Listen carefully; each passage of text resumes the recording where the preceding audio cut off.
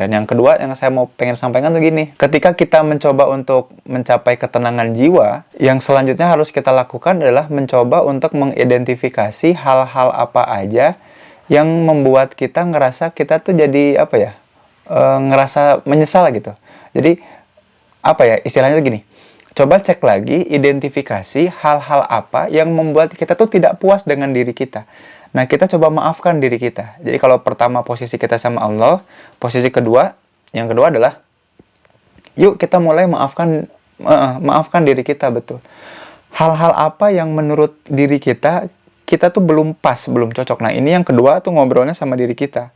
Nah, minta ampunnya nanti balik lagi sama Allah. Ya Allah, ada hal-hal yang barangkali hal inilah yang membuat saya tuh tidak puas dan tidak bersyukur dengan diri.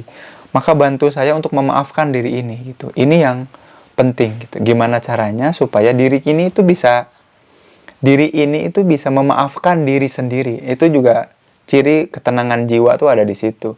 Jadi mulai identifikasi lagi, mulai cek lagi hal-hal yang yuk gimana caranya diri ini kembali kompak gitu. Aku dan saya dan aku, diri ini kembali kompak untuk bisa berbenah. Nah, kalau nggak bisa memaafkan diri, ya jiwa nggak akan tenang gitu. Jadi walaupun minta ampun sama Allah, terus menghamba sama Allah, tapi kita nggak bisa menerima diri kita, ya kita juga tetap jadi hamba-hamba yang tidak bersyukur ya, tidak bersabar atas kelemahan diri. Maka poin kedua, ketika sudah memposisikan, jadi poin pertama harus dilakukan dulu, baru masuk ke poin kedua, yuk maafkan semua yang diri ini telah lakukan gitu. Dan konsolidasi lagi sama diri, gimana caranya diri ini mau untuk berkomitmen untuk memperbaiki diri. Nah, di situ insya Allah ketenangan jiwa mulai gitu, memaafkan diri. Nah, itu yang di poin kedua itu. Jadi kalau pertanyaannya gimana caranya kemudian kita memaafkan diri, maka langkah pertama adalah gini. Tadi identifikasi dulu nih. Identifikasi itu maksudnya gini, identifikasi itu pisahkan, jadi kita ingat kejadian-kejadian atau perilaku kita.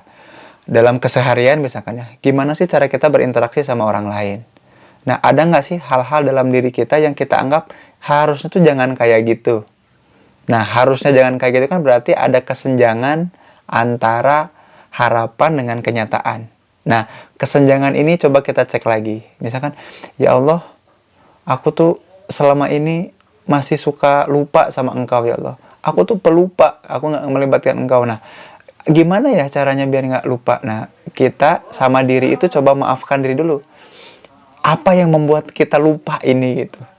Seperti apa yang lupanya ini tuh seperti apa?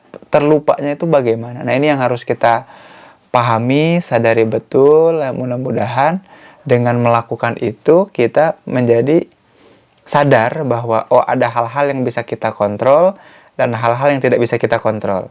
Untuk hal-hal yang bisa kita kontrol, selain kita maafkan, kita coba untuk rubah. Kita coba untuk rekayasa ya. Untuk hal-hal yang bisa kita kontrol. Yang tidak bisa kita kontrol, nah ini yang kita pasrahkan dan kembalikan sama Allah.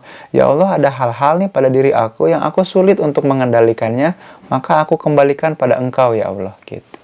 Kita kembalikan, kita berikan lagi, kita pasrahkan kembali pada Allah, dan mudah-mudahan Allah berkenan untuk mau gitu, untuk mengembalikan atau mengutuhkan kembali diri kita sehingga kita bisa memaafkan diri kita dengan lebih baik.